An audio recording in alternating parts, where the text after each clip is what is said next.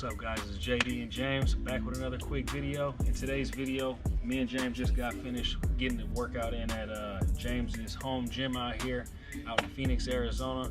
I don't know if we let you guys know in the prior videos that James was moving to Phoenix, and I've been moving around myself as well. I'm out of Hawaii, but James has this dope gym that he goes to called Independence Gym, I believe, in out here in Scottsdale. Scottsdale, Yeah, so we just got finished getting a good workout in, and we just wanted to run through a quick video talking about how when you train in different training environments, you work towards different goals. And James, you might want to speak on that just because you've had more experience in the gym recently, and I've pretty much been just staying on the calisthenics side. This is the first time I've actually worked out in a gym, I would say, in almost 2 years.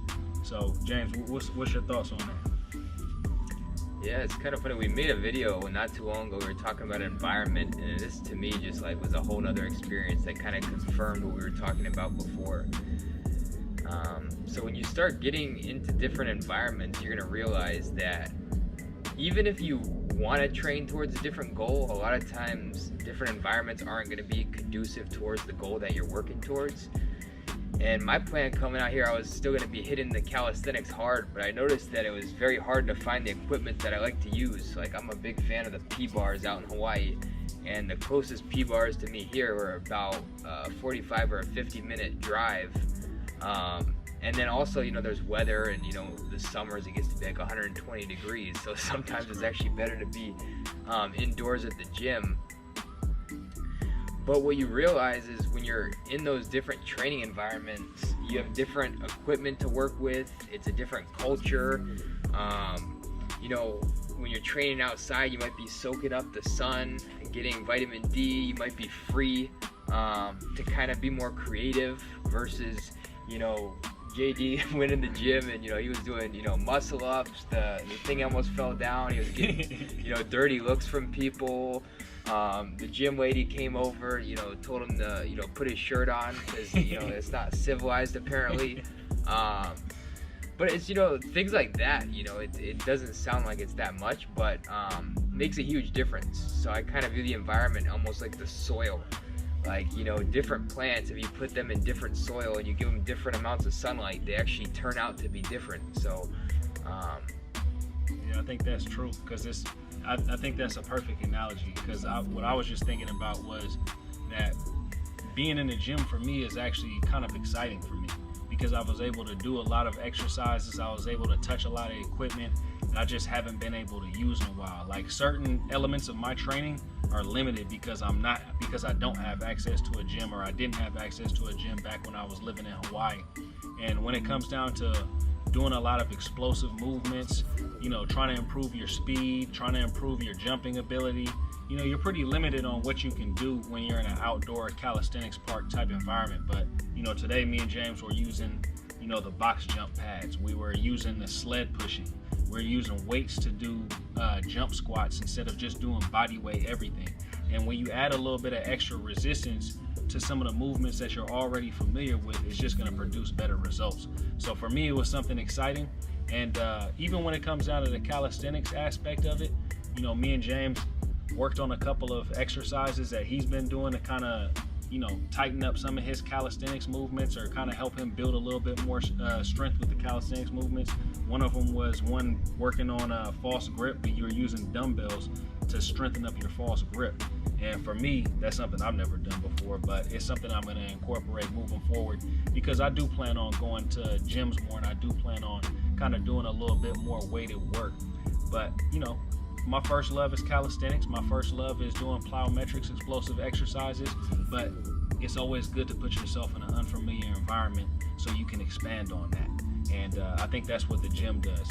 So if you guys are out there and you guys are, diehard calisthenics people, if you want to elevate your game, I think it's a good thing to actually put yourself in different environments. Maybe go to a track and field and get a track workout in. I just got finished getting one of those in when I was out in California. One of my friends is big on sprinting, long distance runs, doing a lot of more endurance type stuff.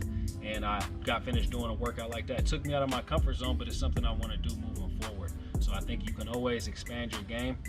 I was actually recently speaking to my old trainer from back when I was like a junior, senior in high school. Also when I was a freshman, sophomore in college playing basketball. And me and him had a good conversation about incorporating mind, body, and soul into your training, and incorporating as many different disciplines as you possibly can, getting proficient in as many different disciplines as you possibly can. And Coach Ant is the name of my old trainer. Coach Ant he knows probably 5 to 10 martial arts. He uses gymnastics rings, calisthenics to train his athletes, uses plyometrics, a lot of explosive work, weight training. He does all different types of practices when it comes down to training athletes. And if you want to be the best athlete as you can, the most well-rounded athlete, and have that type of overall athletic look, I think expanding your environments and expanding your training styles is something that's going to be nothing but beneficial for you. Yeah, absolutely. And I was thinking about this the other day too, and I mean, you've probably seen this. I feel like most growth is more logarithmic, so you're going to increase very fast when you first start doing a new movement, and it's going to slowly taper off. So you know, if you find you've been in the gym for a super long time, and you know, maybe your strength shot up at first, and then you know, now you're making slower and slower progress, and maybe it's even comes to a halt. Maybe it's time for you to throw yourself in a new environment, you know. And then same with calisthenics. Maybe, you know, you were pushing the calisthenics super hard, you made super fast progress at first, and then now you need to inject that extra stimulus into your training. You know, add some, you know, you could start with weighted calisthenics, but then you could even go to the gym and then start using free weights, and that's going to add a whole new element to your training. And I think what I've been doing this past couple years is doing blocks of time. You know, I might do 3 or 4 chunks, 3 or 4 months at a time of a different pursuit, but I'm still going 100% into whatever pursuit that I'm doing. And I notice I make, you know, very, very fast progress, you know, in the first probably, I don't know, maybe 2 or 3 months, and then the progress does start to slow down. I think that, not to cut you off, but I think that actually goes into what we were actually speaking about on our way to the gym earlier, about the different seasons that we have in our life, but also we have different seasons when it comes down to our training as well. So let's just say, for instance, you're somebody who does calisthenics and you actually live in a place that actually has all 4 seasons. You're gonna probably train differently, and you know, you're gonna train differently, and you're gonna probably look differently during all 4 of those seasons. During the winter time, you're probably gonna put on a little bit more weight. You're not gonna be as motivated to go outside and maybe get your cardio in. You know, you're not probably gonna be as motivated to be outside training calisthenics. So you might actually go to the gym and get some weights in, or do your calisthenics in the gym. And another thing about that cold weather that me and James were talking about is that, you know, it increases your appetite. And when you start adding weight to these exercises, when you start hitting the gym and start, you know, pressing that weight, pulling that weight, it's gonna make you want to eat a little bit more. Your body fat percentage is gonna go up a little bit. You're gonna get stronger. You might get more explosive and more athletic, but you might not look as aesthetically pleasing, which is okay. It's okay to not be at, you know, sub 10% body fat year round. You know, it's fine. You got seasons for that. You know, maybe the summertime and the springtime is when you show out and you know, you get ripped up, you get down to 8, 9, 10% body fat. But in the winter and the fall, you know, you kind of just build that base, you build that strength, and then you shred it back down. 100%. Yeah, that's the one thing I noticed since I hadn't gone heavy on lower body training in probably, I think it was probably 1.5 years, 2 years, because I was dealing with a pretty bad back injury. And then finally, you know, my back has been feeling amazing, so I've been hitting some harder lower body workouts, and man, my appetite has shot up. And tell them about you, how since you left Hawaii, you've been in the gym, how you put on a little bit more weight. So it's not bad weight. I mean, I've put on, so when I moved out here, I was probably about 170 pounds, and I shot up to, in about 3 months, I put on 15 pounds. And that wasn't even trying to bulk. That was like me, like, you know, eating, you know, pretty normal in my estimation. But, and then, so now I'm at about 183. But your training style can absolutely affect your appetite. Sure. Insanely. So if you're struggling to cut, you know, maybe look at different methods of training. You know, maybe, you know, lay off the heavy squats and then start doing plyometrics, and then maybe if you're upper body, instead of doing weighted calisthenics, maybe stop doing the weighted and then start doing more skill movements, lever movements.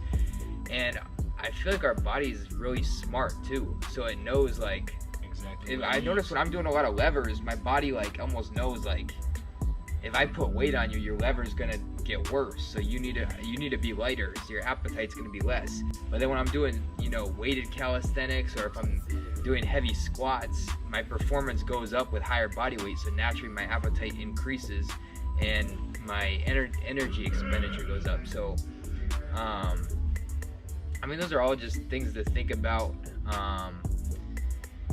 And I think too, the other thing we also wanted to talk about was, we touched on it in a different video, but I feel like a lot of people are like, they have this idea in their mind of how they want to reach their goal, and then we watch like their strategy to get there, and they're running in the opposite direction of what they're going towards, you know. So like, we see it all the time, you know, like someone might want to get, you know, super jacked, and you know, they might be doing a lot of cardio, or someone's like trying to get super lean and have like, they're like admiring like a swimmer's physique, and then they're going heavy on, you know, squats and deadlifts, and it's like, that's gonna give you that pyramid build, you know, wide hips, narrow shoulders.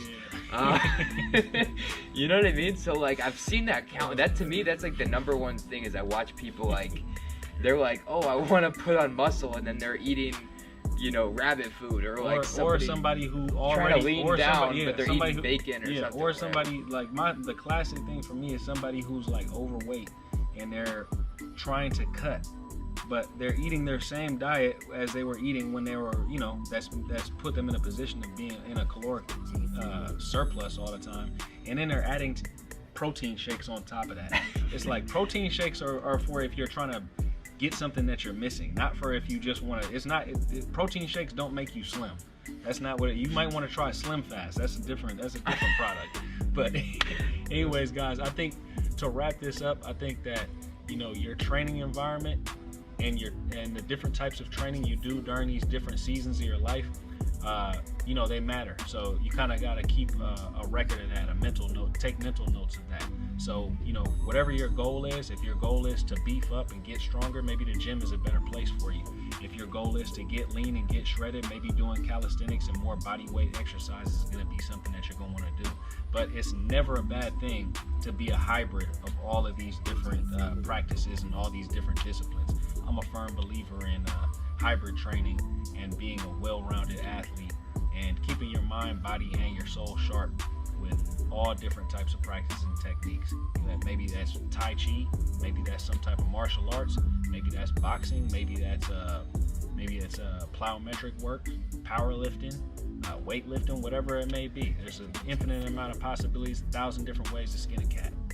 I agree with you, and I feel like the reason why a lot of people are afraid to do the hybrid style is because there's an attachment.